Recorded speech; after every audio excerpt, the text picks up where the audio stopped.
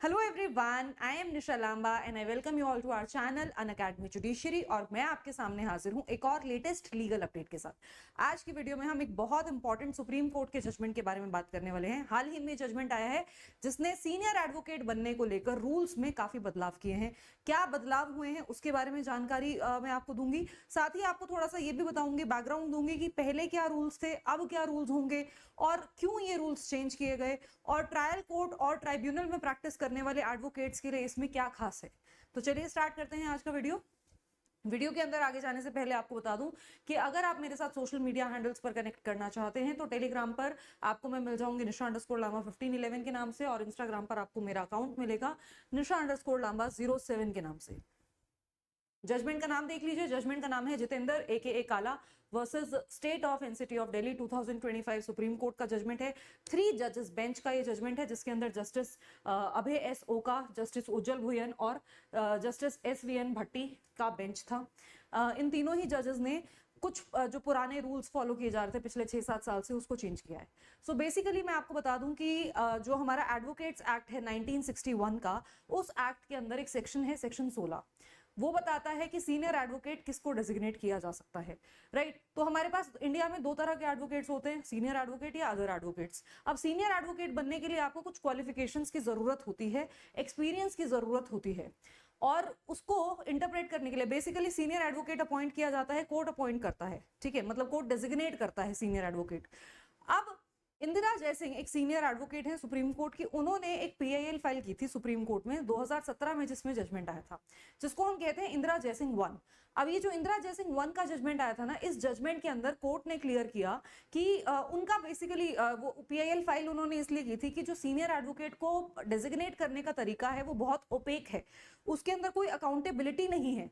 जिसका अच्छा नेटवर्क है वो अपॉइंट हो जाते हैं, जिसका मेरिट है वो रह जाते हैं।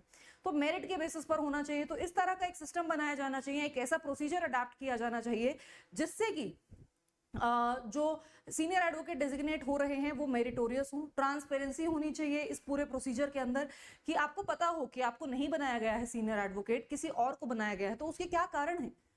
तो इस वजह से उन्होंने PIL फाइल की थी, और उसके अंदर सुप्रीम कोर्ट ने एक पूरा प्रोसीजर ले डाउन किया था जिसमें बताया गया था कि एक तरीका होना चाहिए सीनियर एडवोकेट की तरह अपॉइंट होने का। तो बेसिकली 2 तरीके से सीनियर एडवोकेट के लिए आप अप्लाई कर सकते हैं। अप्लाई तो आप एक ही तरीके से कर सकते हैं।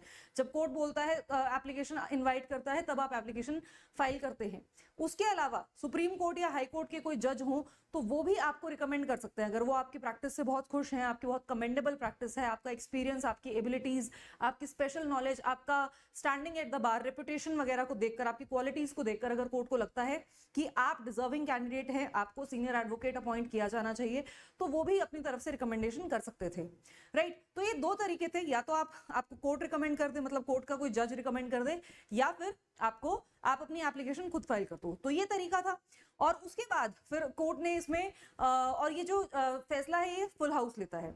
ठीक है, तो जो PIL फाइल हुई थी इंदिरा जयसिंह 1 की, उसके अंदर एक पॉइंट बेस्ड सिस्टम बनाया गया जिसमें आपको 100 पॉइंट्स के बेसिस पर आपको मार्क्स दिए जाते हैं, कि 100 नंबर का आपका एक सॉर्ट ऑफ आपका क्वालिफिकेशन क्राइटेरिया होगा।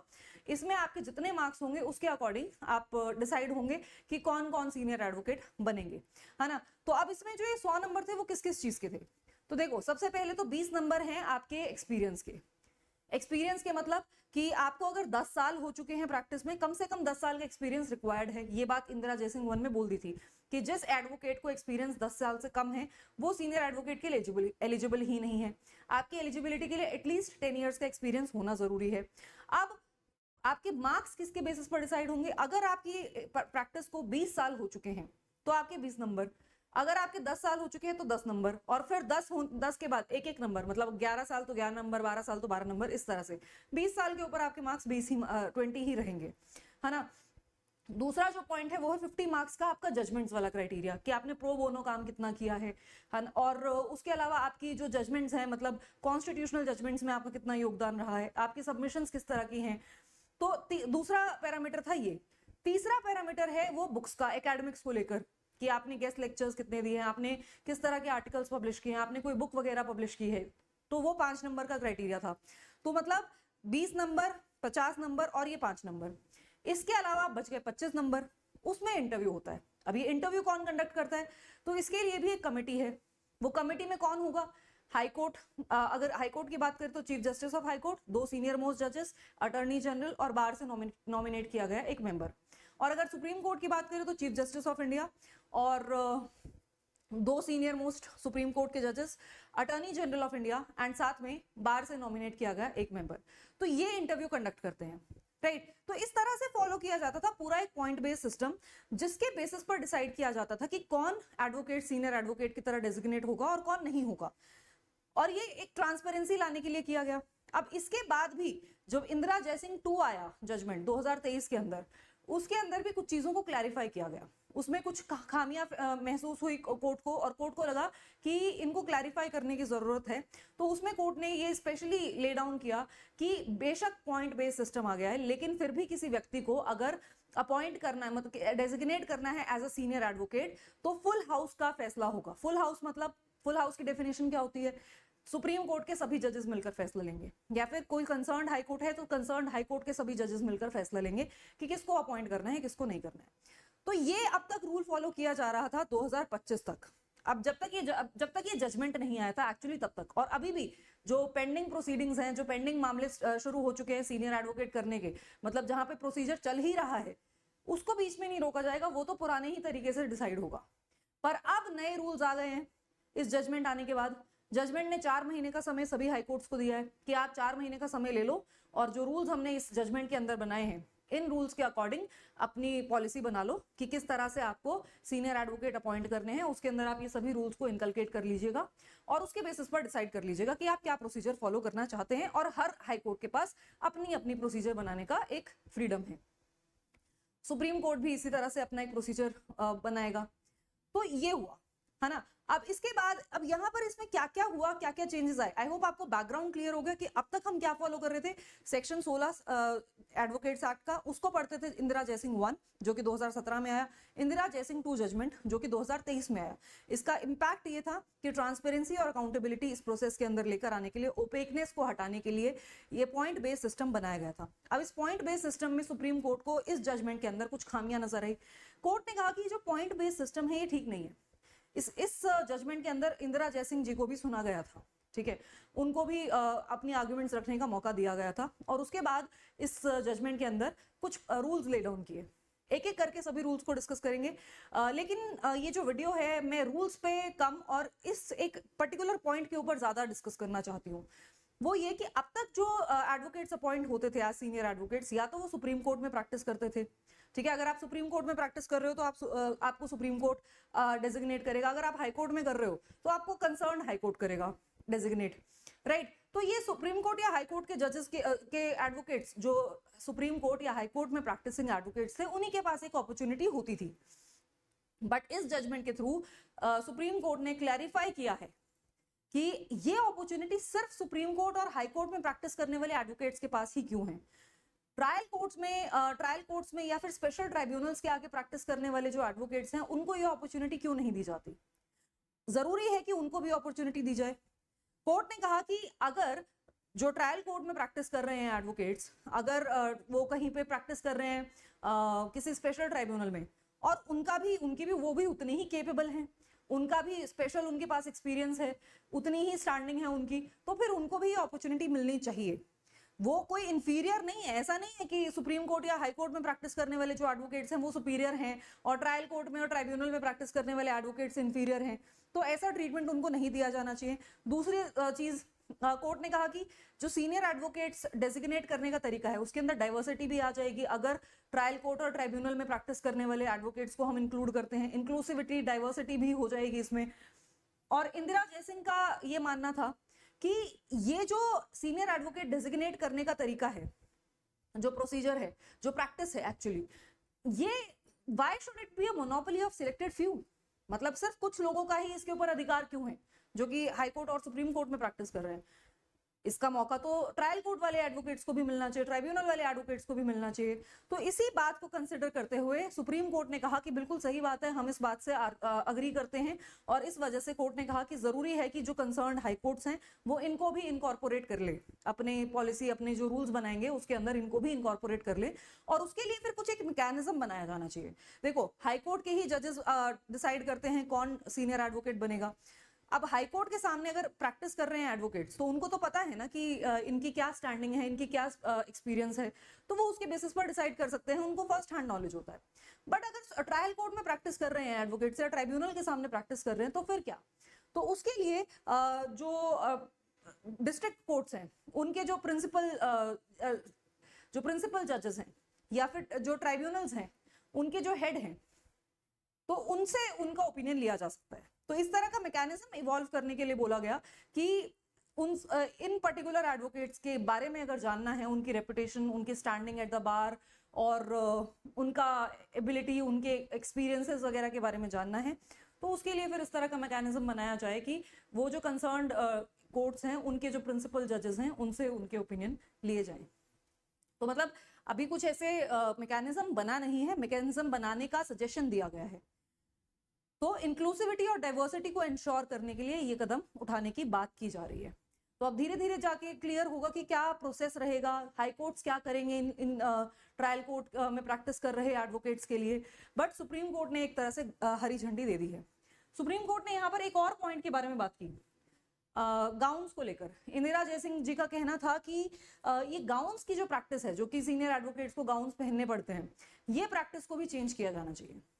एडवोकेट्स एक्ट में कहीं पे नहीं लिखा कि ऐसे कुछ मैंडेटरी गाउन्स पहनना जरूरी है, तो फिर ये गाउन्स पहनना क्यों जरूरी बनाया गया है? इनको हटाना चाहिए। तो सुप्रीम कोर्ट ने कहा हमें कोई आपत्ति नहीं है, अगर कोई भी हाई कोर्ट गाउन्स को मैंडेटरी रखना चाहता है तो रख सकता है, अगर हटाना चाहे तो हटा सकता है, हमारी तरफ से कोई आपत्ति नहीं है। हमारी तरफ से ये जो क्वेश्चन है, इसको कौन डिसाइड करेगा? Concerned high court. अब हम बात करते हैं कि पॉइंट बेस्ड सिस्टम जो है वो चेंज क्यों किया गया। सबसे पहले मैं आपको बताऊंगी क्यों चेंज किया गया, और फिर मैं आपको बताऊंगी कि अब क्या फॉलो होगा। ठीक है, तो क्यों चेंज किया गया? सबसे पहली चीज, ये इसलिए चेंज किया गया, आप देखो, अब मैंने आपको हर एक क्राइटेरिया बताया था। 20 साल का एक्सपीरियंस होगा तो आपको 20 नंबर मिलेंगे, 10 साल का है 10 नंबर, तो टोटल 20 नंबर में से डिसाइड किया जाएगा कि आपका एक्सपीरियंस कितना है। तो कोर्ट ने कहा कि अगर आप 20 साल से प्रैक्टिस कर रहे हो तो इसका ये मतलब तो नहीं कि आप बहुत अच्छे लॉयर हो।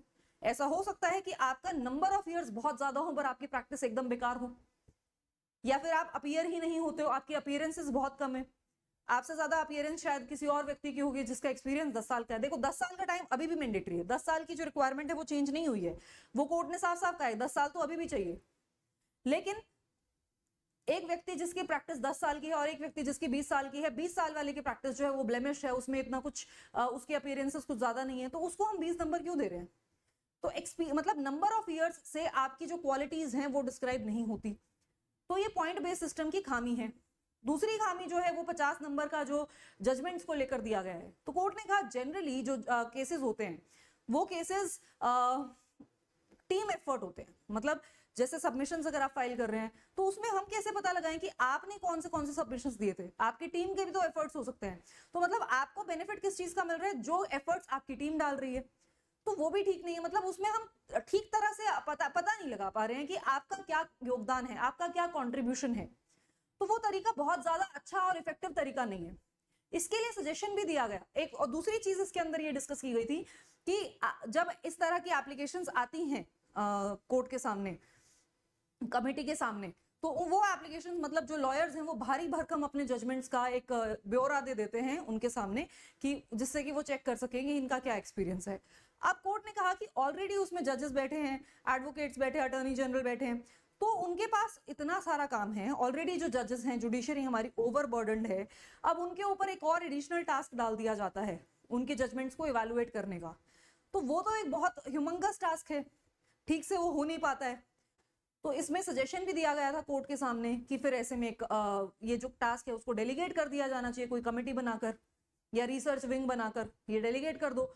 तो कोर्ट ने कहा नहीं, ये बहुत इंपॉर्टेंट टास्क है, इसको डेलीगेट नहीं किया जा सकता, ये टास्क तो हमें खुद ही करना पड़ेगा। तो फिर कोर्ट ने पॉइंट बेस्ड सिस्टम में एक ये भी खामी बताई कि पहली बात तो कि हम लोग ऑलरेडी ओवरबर्डन्ड हैं, और दूसरी बात, चलो अगर हमें काम करना भी है तो भी हम कैसे पता लगाएं कि एक पर्टिकुलर एडवोकेट का क्या योगदान रहा है, तो इस वजह से भी ये सिस्टम ठीक नहीं है।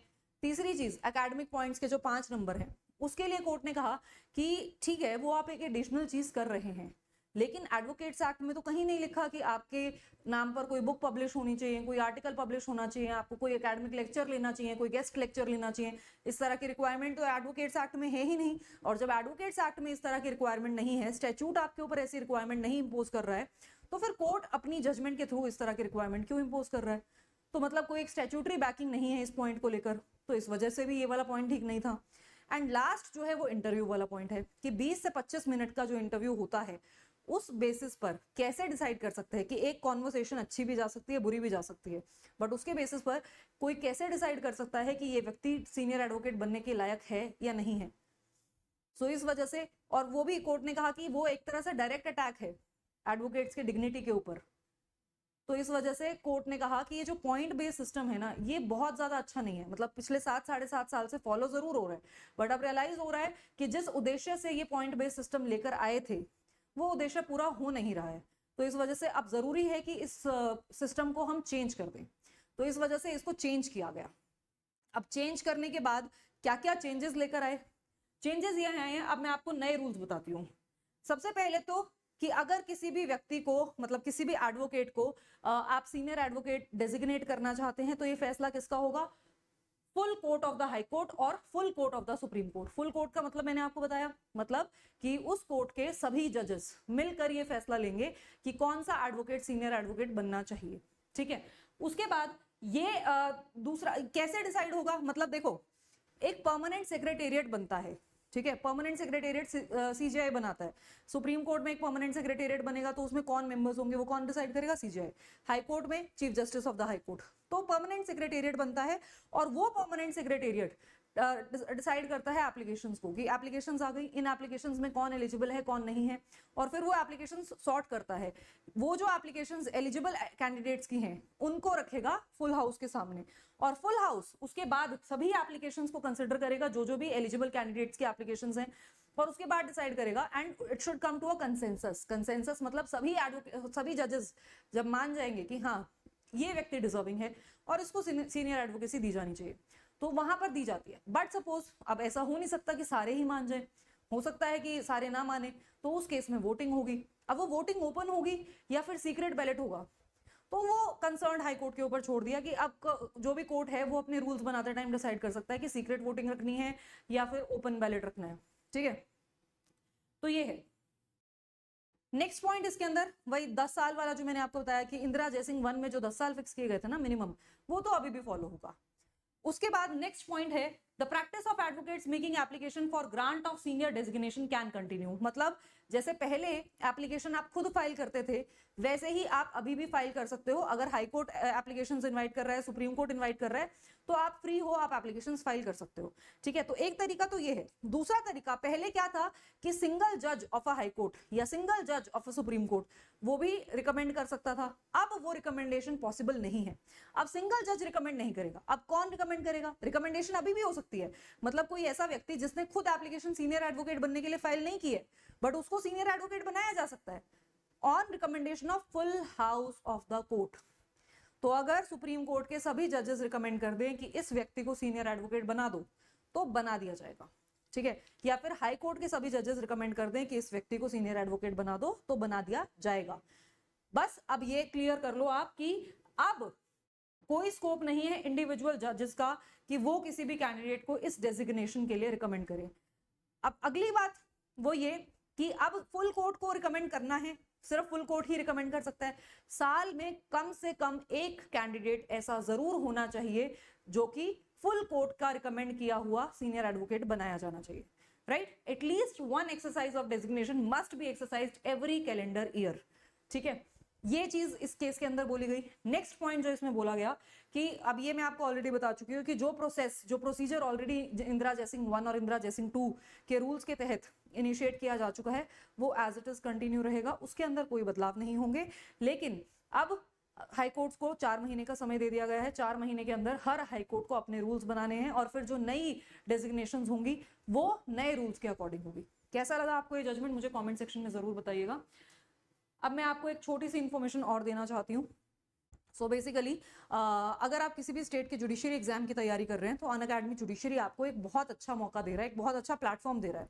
यहाँ पर आपके सभी major laws, minor laws, local laws, special laws सब कुछ कवर होगा। मतलब हर स्टेट की तैयारी सिर्फ एक सब्सक्रिप्शन लेकर हो जाएगी। अलग अलग स्टेट्स के लिए आपको कुछ खरीदना नहीं है। आपका लैंग्वेज का, जीके का पोर्शन भी इसी में कवर हो रहा है। तो it is a one stop solution for all your judiciary preparation problems. दूसरी चीज कि जब आप ये कोर्स खरीदते हो तो आपको सभी बैचेस का एक्सेस मिलता है। ऐसा नहीं है कि एक ही बैच में एक जो एजुकेटर पढ़ा रहा है आपको उन्हीं से पढ़ना है। हर बैच में आपकी तैयारी कॉम्प्रिहेंसिवली सभी स्टेट्स की कराई जाती है। अब उस बैच में आपको एजुकेटर्स पसंद है तो आप उनकी सभी की क्लासेस लगा सकते हैं। हो सकता है आपको किसी एक एजुकेटर का पढ़ाने का तरीका अच्छा ना लगे, आप दूसरे एजुकेटर से पढ़ना चाहते हो जो दूसरे बैच में पढ़ा रहा हो, तो वो आपके पास एक कंप्लीट फ्लेक्सिबिलिटी है। आपको सभी बैचेस का एक्सेस मिल जाएगा, आपको एक्सेस मांगना भी नहीं पड़ेगा। जैसे ही सब्सक्रिप्शन खरीदोगे वैसे ही आपको सभी बैचेस का एक्सेस मिल जाएगा। जिस बैच में जो क्लास लगानी है आप लगाइए। जितने भी बैचेस हैं जो आपके आने से पहले हो चुके हैं उनकी रिकॉर्डेड क्लासेस भी आपको मिल जाएंगी। आपके आने के बाद जो लाइव बैचेस नए लॉन्च होंगे उनका भी एक्सेस आपको मिल जाएगा। तो कंप्लीट फ्लेक्सिबिलिटी है, आपके पास एक कंप्लीट फ्रीडम है। और तीसरी सबसे अच्छी बात यह है कि जो ये ऑफर अभी मिल रहा है आपको, इसके तहत ये कोर्स आपको बहुत सस्ते में मिल रहा है। मतलब सिर्फ 28,500 रुपए आपको पे करने हैं, वो भी पूरे 2 साल के लिए आपको सब्सक्रिप्शन मिल जाएगा। अगर यही सब्सक्रिप्शन आपको 3 साल के लिए चाहिए तो वो आपको मिलेगा 36,000 का, 35,000 का, 35,000 का मिलेगा। ठीक है। और इसी सब्सक्रिप्शन में अगर मैं बुक्स भी ऐड कर दूं कि आपको जो मैंने आपको प्रॉमिस किया आपका कॉम्प्रिहेंसिव तैयारी, इसमें आपको बुक्स भी चाहिए एडिशनली, और तो वो 2 साल का सब्सक्रिप्शन आइकॉनिक का आपको मिलेगा 36,500 का।